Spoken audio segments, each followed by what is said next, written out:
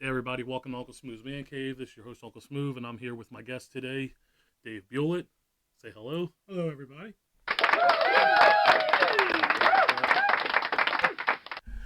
All right, guys. So we're gonna get right into it with Dave. Dave, what got you into collecting? Well, let's see. First, I was a baseball card collector. Ever since I was a kid, my father started me on that journey. And then a couple years ago, my lovely wife Amy purchased me a bat and got me to the memorabilia collection for game used That's not bad. That's not a way to go. At least your wife went out and got you into this thing. I got into it, and my wife has no idea, had no idea what she was getting into until this. So what was your first item you got? well, the first item, let's see here, was this Trey Mancini game used bat from Norfolk. When you put the tide, everybody can see it. Yep. I got him to sign this at the Babe Ruth Museum in his rookie year. And that's what started the trend. That's pretty cool. That's pretty cool. Let's see what else. What else do we got over here from your collection? What are your favorite items that you have? Okay, well, I'll save the best for last. All right. Well, right here we have an autographed Adley Rutschman game model bat when he first came up with the club in the minors. And the bat is signed as well. Yes, it is. All right. And then we have this Trey Mancini Players Weekend bat from his rookie year. It's signed, which you helped get autographed. Thank you very much. You're welcome. Somebody had Trey say happy birthday to Dave as well during this bat Yes, getting I signed. appreciated that very much. It was nice to be able to work with Trey when he did that too. Trey's a good dude. Let's see. I got this Mount Castle game use signed 2020 spring training cap. Which is super rare because of them cutting the spring training season just short. That's COVID. that COVID bullshit. Yeah, we're very non-COVID around here. And this was also from that season. This is a Austin Hayes game used glove that's signed. I was personally there when he signed that one. I actually handled that glove getting signed in the orange. And I heard he did not like using this glove. No, he did not like Because using from that what glove. I've researched, he only used it in spring training. Correct. Yeah, Austin was not a fan of that trapeze glove. And then I got an autograph ball of Adley Rutschman where he put his Major League debut date on it, All right. which you helped also get Yeah. that. Thank you very much. And then you and my sneaky wife, this was a Christmas present for this year. We'll hold that up. That's pretty good. Let's see that. So that is the Futures franchise Adley Rutschman Gunnar Henderson dual autograph card, JSA certified signature debut from both people. Dave's wife reached out to me and said, "Hey, I want to get him something good for Christmas. What do you think?" And because Dave is a buddy of mine and I like his wife, and she made me cheesecake. We made a deal, and Amy got. I gave Amy a. If you look on eBay and look at the price I gave Amy, you got the friends and family discount on that. Oh, one. I'm sure. I'm sure. And then this fucking card here. Yeah, I purchased this off eBay. This was a Topps Now when Matt Castle broke Cal's record for home runs by a rookie, which is signed by both players and numbered out of, I believe, 99. That's pretty cool. That's definitely one of the cards that I want to get done. I have Mount Castle on one side, but to get the actual one where it's already done and numbered and all that shit, that's yeah, it makes me a little jealous and all the shit I have, and that makes me jealous. And the last one, You might want to pull that one out of the yeah, two. I'm gonna take this out. This is a good one here. This is where the Orioles don't know what the fuck they're doing with the game use stuff. Yeah, so I was at a game and I went to the team store when they used to have the bat bin for $100. Yeah. Saw this in there, and it was a Chance Cisco model bat that they authenticated as Chance Cisco. But if you look on the bottom here, you will see Ryan's number.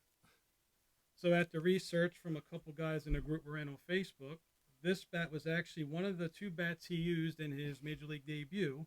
He also got his first hit, and he has an inscribed, both of them on here, signed it. So that's a really good piece. Mount Castle's MLB debut from August 21st, 2020, COVID season, so obviously nobody was there. And the Orioles put that in a $100 bin because it was labeled as Chance Cisco. And then when they find out, they are shit out of luck. I thank them very much. It's a couple things I got on my wall. Same exact thing. My Mount Castle bat for $100. They're just sometimes that guy Tom Herman is a complete. Is it Tom Herman? What is it's Tom something. Ozlewski or I thought it was Uzi or yeah, it's Orsilat, whatever his name Tom is. something. I don't think it's Herman. I think it's like Tom Ozlewski or something like that. No, that dude's a complete douchebag. But hey, we'll save that time for another day. If you ask anybody from the Baltimore Orioles Game Use Group Collector on Facebook, if you're not a member of that group, you really should be if you're looking for Orioles Game Use memorabilia because there's always good shit popping up left and right. All right, so now that we talked about that, what is something that you're looking to get this season? Oh, my wish list. Anything from Gunner and Adley that's game used, Oof. which would probably max my credit cards Well, good thing your wife likes buying shit without you knowing too, so that helps out a lot as well. Um, who's the player you're looking forward to the most seeing this upcoming season from the Orioles?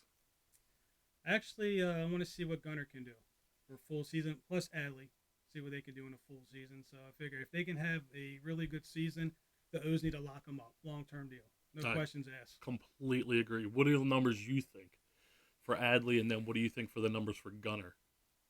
For contract? Yep, contract long term. What are if you're Mike Elias? We'll play GM right here. If you're Mike Elias, what are you offering Adley Rutschman to sign a long term deal right now? I think Adley is 24, 25. What are you offering him? I would say maybe start off like maybe 8 year deal. 8 years? What's the number? I go between 275, 300. Okay. I was thinking I'm going 10 years on Adley, and I'm going closer to that 350 range. I'm putting him about 30 to 35 million dollars a year, and then also probably throwing a bonus of 50 million on top of it as well. Make him. It's basically a $400 million deal, but either it's going to be 350 cap out. But I think that. What do you think about Gunner? Oh, well, That's he's the already big been one. predicted as Rookie of the Year. They're Yeah, predicting NBAL Rookie of the Year, so that it's is like, absolutely nuts to hear the Orioles have somebody as the preseason consensus as the Rookie of the Year. uh, that's a tough one. I mean, honestly, I think he may do better than Adley, Mm-hmm. and he's got longevity because Adley being a catcher. I mean, you could switch into a first baseman, but Yeah. man, I'm looking not quite like J Rod, Yeah. but close to it. Yeah. I'm Gunner being 21. I think he's getting ready to turn 22. I'm looking at like 14 to 15 years. I might even just go ahead and do the 15 years. Let's go $420 million, and let's go, hey kid, it's yours. Yes. Adley Adley is a generational talent, but I personally think, just like you said, Gunner's better than him. Yeah. I think Gunner is going to be that possible next Orioles Hall of Famer. Starting out so young, he can just put up the numbers like he's done in the minors the whole way through. I think Gunner is possibly going to be stay as long as he stays healthy. Could be that next like Oriole great, and I want somebody here long term. That's the one thing we don't get anymore is guys sticking around long term with teams. It's nice seeing the Braves lock up all the young talent now, but I'd love to see the Orioles do something like that as well. And I also think they're both going to be multi Gold Glove winners. 1,000%. Yeah.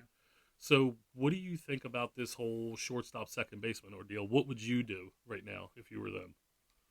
Well, I'll try to see what I can get from Mateo. Yeah, You can have Gunnar at short. People are saying, what about third base? Well, you got Urias. I mean, he was Gold Glove last year. just won a Gold Glove, and he's basically being talked about as like a nobody. Yeah, I mean, keep him at third, see what he does. Have Gunnar at short. Yeah, I definitely could see that. I'd definitely like to see them trade Mateo and go get like a number 3, number 4 starter. I don't think Mateo is going to pull anything more than that. Maybe give up like a Hudson Haskins or somebody like that to get another starting pitcher in here. Speaking of starting pitchers, they should go after Trevor Bauer. That's the hot take of the day. I am. Go after him. What can you? I mean, come on. It's going to be a publicity nightmare, but you know what? With the Matt Harvey situation, I'm kind of on board with you. I think like you go after him, but I mean, the first thing you do is you let him know straight out, like we're not going to deal with any of this bullshit with you brushing off people, anything like that. And all, I'm for it. I just think that he's got a really short leash, if anything, with that.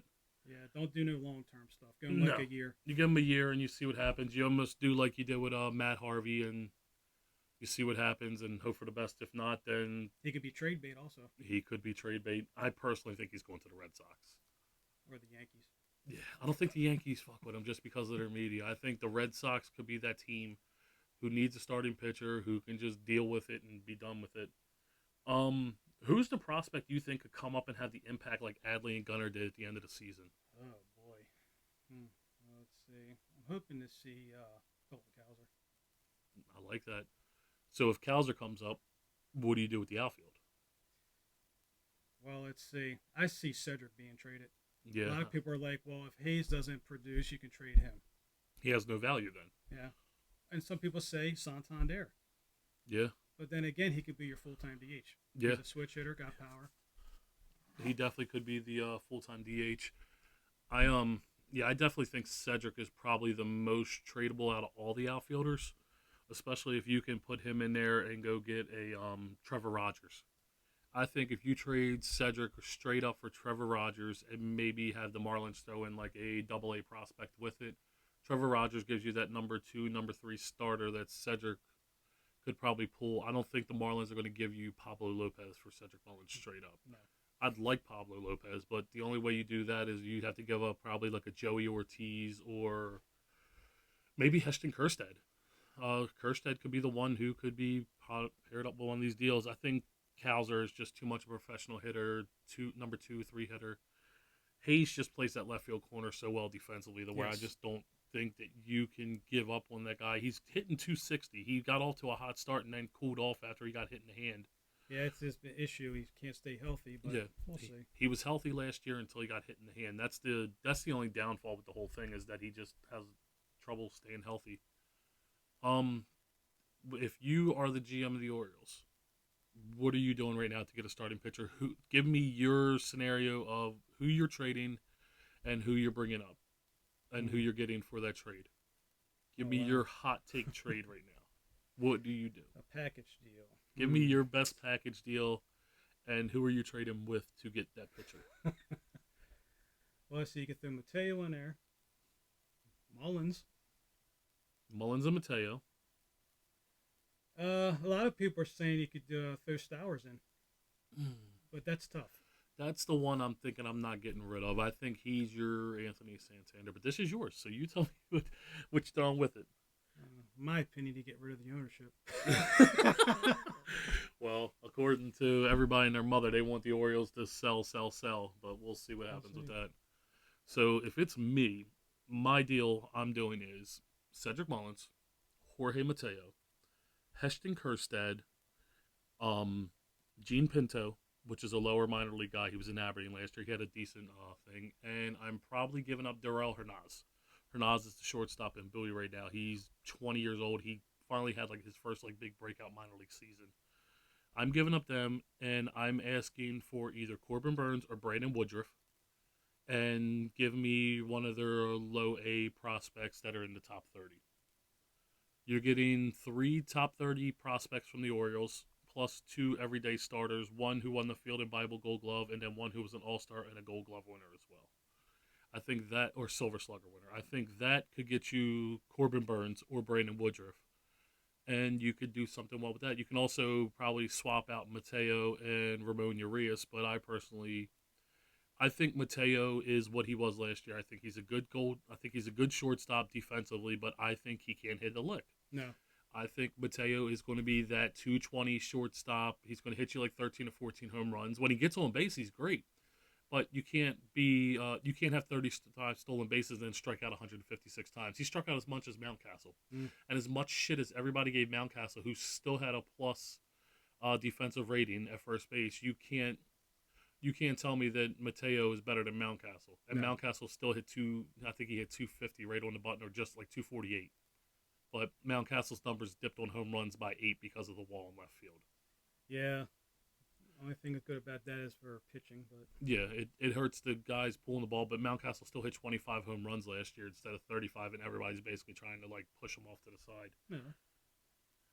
What is your prediction for the Orioles this season? Give me your wins leader.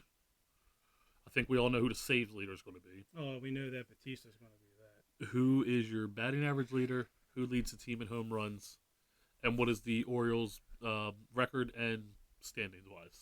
Well, home runs, I'm going to go on a limb. I'm going to say maybe Adley. Okay. Between him and Mountcastle. Okay. Batting average wise, What's that number? home runs, What do you think? I say Adley maybe 28, 27. Okay. Could be more. Okay. But with him, he's a doubles machine, so he's going to get on base. Yeah, which they'll be like how Manny was, where he was 35, 40 doubles, and that turned into 35, 40 home runs. I see him hitting a good above 300 average. Okay. I mean, he gets on base. He definitely does do that. Wing for pitchers, I mean, you're going to have Grayson up here. Yeah. So, and then if John Means comes back, I mean, it could be between them two.